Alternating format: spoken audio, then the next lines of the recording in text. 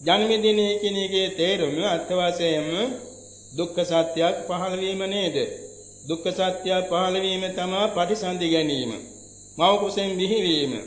යාගිල ඊළඟට බෙහෙවතෙන් පටන් ඉතින් ජීවත් කරවීම. ඒ ඔක්කොම දුක්ඛ සත්‍යය. අවුරුදු 75ක් ජීවත් වුණා කියන්නේ දුක්ඛ සත්‍යයක් පරිහරණය කළා. ඒ දුක්ඛ සත්‍ය අද නෙමෙයි කල්ප කෝටි අසංඛ්‍ය ගණන් තිස්සේ මේක අදාදා තමයි ඇවිල්ලා තියෙන්නේ. එක විදිහෙන් නෙමෙයි.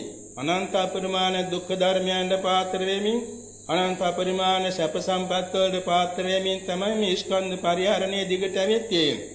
නමුත් අපි අද සසුන්ගත වෙලා බුදු සසුනට උරදීලාදී සසුන් පිළිවෙත් පුරන්නේ මෙන්න මේ වෙනස් වෙන ලෝකයෙන් එතර වේ වෙනස් වෙන සදාකාලික අමාම නිවන් සුව පිණිසයි.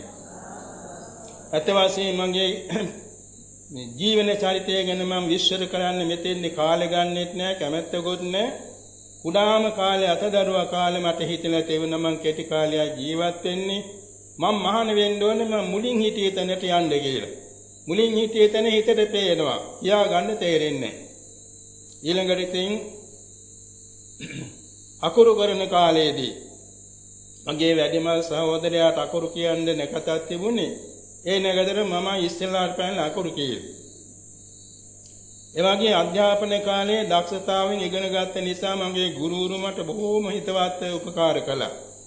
උසස් අධ්‍යාපන ආයතනයට දාන්න මාව සෝදානම් කරලා තිබුණා. මං කිව්වා මට එපා. මං පැවිදි වෙන්න ඕනේ.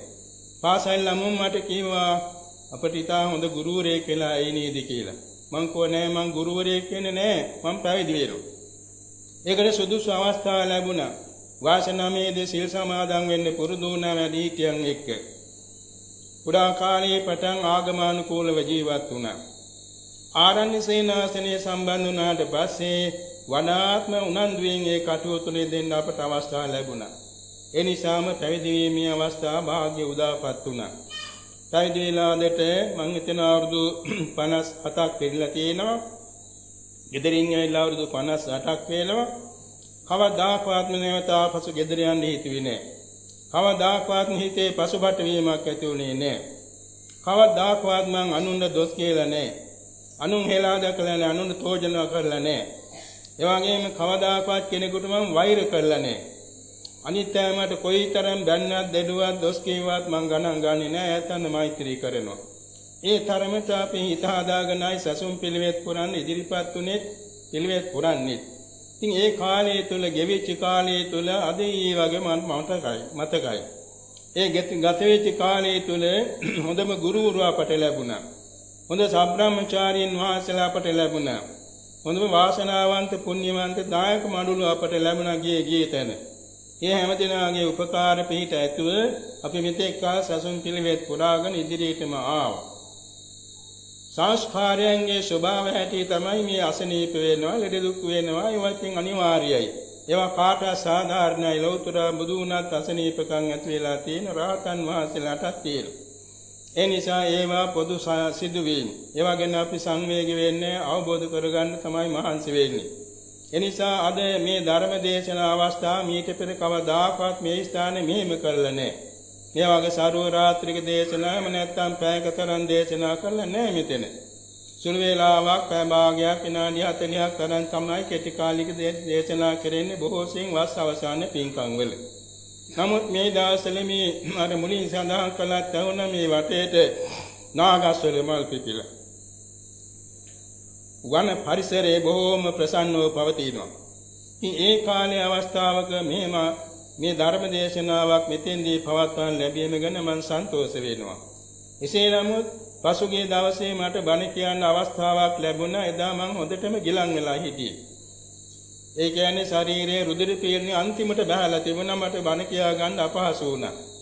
ඒ නිසා වෙනේ ස්වාමීන් වහන්සේ නමක් ලවා බණ ටික දේශනා කිරීම මම ඊට මුලින් විනාඩි 5ක 10ක තරම් කෙටි අනුශාසනාවක් කළ ඇඳට ගියා. අදට ගිහින් බැලුවම දොස්තර කෙනෙක් ඇවිල්ලා පරීක්ෂා කළා. හොඳටම ප්‍රෙෂර් වැඩි වෙලා. ඉතින් බෙහෙත් අරගෙන තමයි ආපසු එන්න සිද්ධ වුණේ. ඒ වාගේ මේ දිග දේශනා කරන්න සමහර විට අවස්ථාවක් ලැබුණේ නැහැ. ඒ නිසා තමයි අද මේ අවස්ථාව සලසා ගත්තා. ඒ ගැන මම ස්තුතිවන්ත වෙනවා. උදේ පාන්දරම ප්‍රතිකාර සලසාගෙනයි මේ ආවේ. එනිසා මෙතෙක් වේලා පින්නතුන් බොහොම ගෞරව සම්ප්‍රයුක්තව සංඝ රත්නය පිළිගත්තා. පිළි අරගෙන ඊටාම ගෞරවයෙන් පහන් පූජා කළා, මල් පූජා කළා, සුවඳ දැල්වලා ඊළඟට ධර්මාසනයේ වඩා හිඳුවලා බොහොම ගෞරවයෙන් සීලයක පිළිලා මෙතෙක් වේලා මේ දේශනෙට සවන් දුන්නා. ඇත්ත වශයෙන්ම මේවා අහන්න තව දැනගත යුතු දේවල් රාශියක් තියෙනවා. නැවත නැවත සාකච්ඡා කරමින් ධර්ම ශ්‍රවණය කරමින් ආબોධ කරගන්න මම ආරාධනා කරනවා.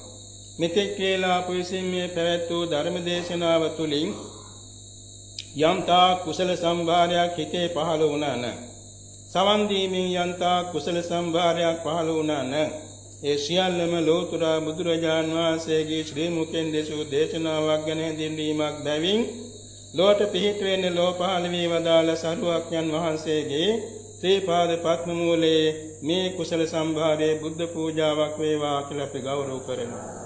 නවලෝතර ශ්‍රී සද්ධර්ම ධාතු ඉදිරියේ ධර්ම පූජාවක් වේවා. ආර්ය මහා සංඝ රත්නයේ ඉදිරියේ සංඝගත පූජාවක් වේවා. මේ දේශනා කරන කාලයේ තුලදී අපි දෙපාර්ශ්වයේම සංතාන තුල පහළ වූ නාම රූප ඒ තැනම ඇතුව නැතුව ගිය අනිත්‍යයි. ඇතීමින් නැතීමින් නිරතුරු පෙළුණා දුකයි. කැමැතිසේ නොපවතී ගිය අනත්තයි පිළිකුල් බැවින් අසුභයි. අනිත්‍ය දුක්ඛ අනාත්ම අසුභ සියලු සංස්කාර පරමාර්ථ වශයෙන් ඊළන සංකත සංතාප විපරිණාම ස්වභාවයෙන් යුක්ත වන බැවින් දුක්ඛ සත්‍යයි. ඒ දුක ඇති කරන ආයෝහන නිදාන සංයෝග පරිබෝධාර්ථයෙන් යුක්ත වන පූර්ව භව තෘෂ්ණාව දුක්ඛ සමුදය සත්‍යයි. ඒ දෙකෙන්ම තොර වූ නිස්සරණ විවේක අසංක තමතාර්ථයෙන් සමන්වාගත වන සාන්ත නිවන දුක්ඛ නිරෝධාරි සත්‍යයි. දුක්ඛ සත්‍යය පිරිසිඳමින් ආબોධ කරගන්න, සමුදය සත්‍යය ප්‍රහාණ කරමින් ආબોධ කරන, නිරෝධ සත්‍යය ප්‍රත්‍යක්ෂ කරමින් අරමුණු කර ආબોධ කරන, නීයාන හේතු දර්ශන අධිපති අර්ථයෙන් සමන්වාගත වන ආර්ය අෂ්ටාංගික මාර්ග සත්‍යයි. අනන්ත අපරිමාණ බුදුපසේ බුදුමහරහතන් වහන්සේලා විසින් ආબોධ කරන ලද මේ ගාම්භීර වූ දැකීමට දුෂ්කර බැවින් දුර්දශ වූ, ආબોධ කිරීමට දුෂ්කර බැවින් දුරනුබෝධ වූ, එසේ නම ශාන්ත වූ, ප්‍රණීත වූ, තර්කයෙන් බැසගත නොහැකි බැවින් අතර්කාවචර වූ, අතිශයින් සියුම් බැවින් ප්‍රණීත වූ, එවැගේම නුවණැති උතුමන් විසින්ම ආબોධ කළ හැකි බැවින් පඬිත වේදනීය වූ මේ චතුරාර්ය සත්‍ය අවබෝධයෙන් අපි දෙපාර්ශ්වයටම අජරාමර ශාන්ත අමා මහ නිවන් සුව පිණිස හේතු වාසනා වේවා කියලා ප්‍රාර්ථනා කරමු.